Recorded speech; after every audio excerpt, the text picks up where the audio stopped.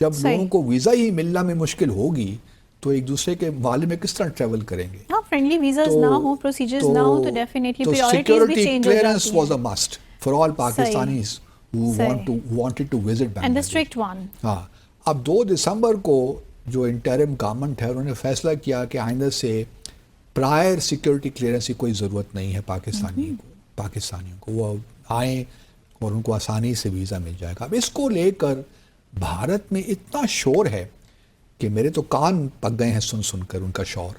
वो ये कहते हैं कि जी ये तो जो बांग्लादेश ने बिल्कुल वाज़ेह कर दिया है इस इंटरिम हुकूमत ने कि वो पाकिस्तान के As के expected. हाथों में खेल रहे हैं। As उनका expected. कहना ये है कि अब जो आईएसआई है उनको पूरा एक लिहाज से मैदान मिल गया है कि वो बांग्लादेश को इस्तेमाल करें again to destabilise the situation in north eastern states.